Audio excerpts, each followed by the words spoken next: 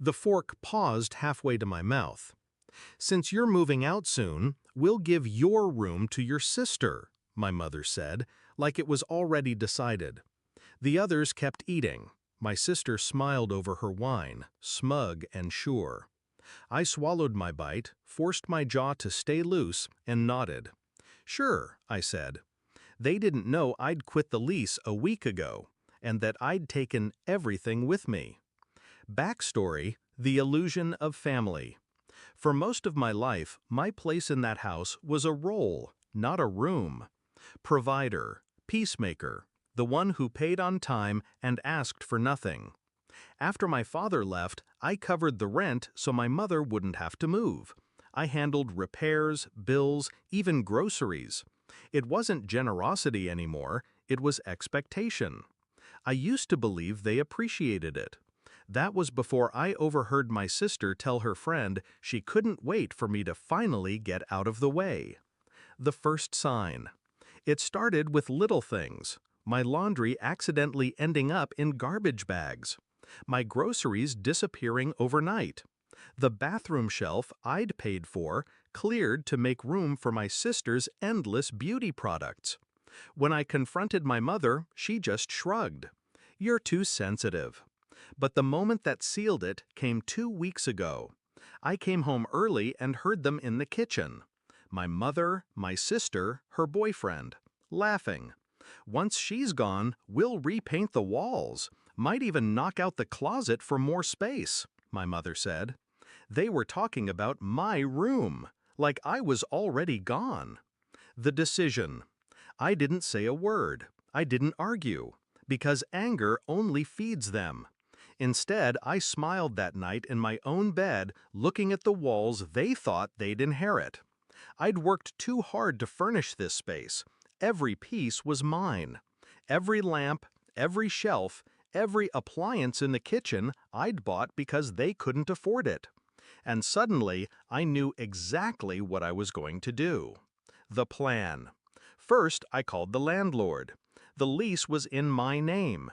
My mother never wanted the responsibility, so she'd let me handle it. I gave my 30-day notice. He sounded disappointed, until I told him the damage I'd been covering for years, the rent I'd been paying without their contribution. He didn't need convincing. Then I scheduled movers, a discreet team, working during my mother's weekday shifts. I boxed every belonging, mine and every shared item I'd purchased. If I paid for it, it came with me. The stainless steel toaster, the washing machine, the dining table they bragged about to guests. Finally, I found a new apartment. Smaller, quieter, mine. The setup.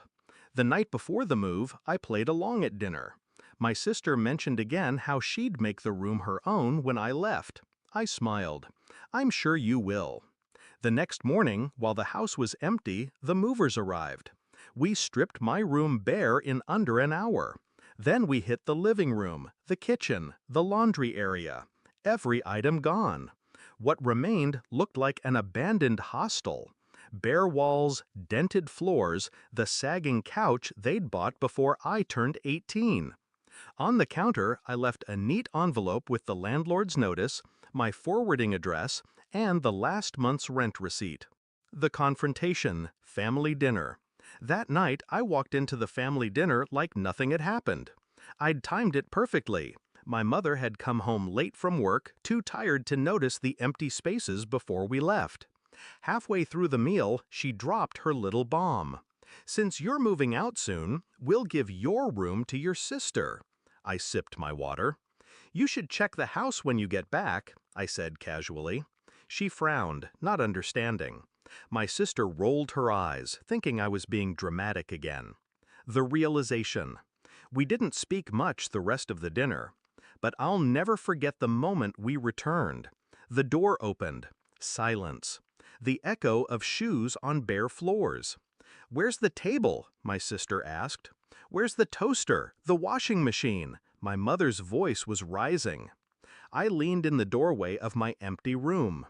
"Oh, I forgot to mention," I said softly. "I ended the lease last week. Everything I bought is in my new place." Her face drained. My sister's mouth opened, closed, opened again, like a fish gasping for air. The aftermath. They called me selfish. They said I'd left them with nothing. I reminded them that's exactly what they'd intended to leave me with. Then I handed my mother the envelope with the landlord's notice. "You have 30 days," I said. "Good luck." And I left. Not a slam, not a scream, just the sound of my footsteps fading down the hall.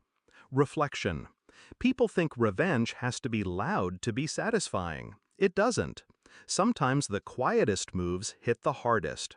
They wanted my room. They got the whole house instead. Empty, echoing, and slipping out from under them. I ate alone that night in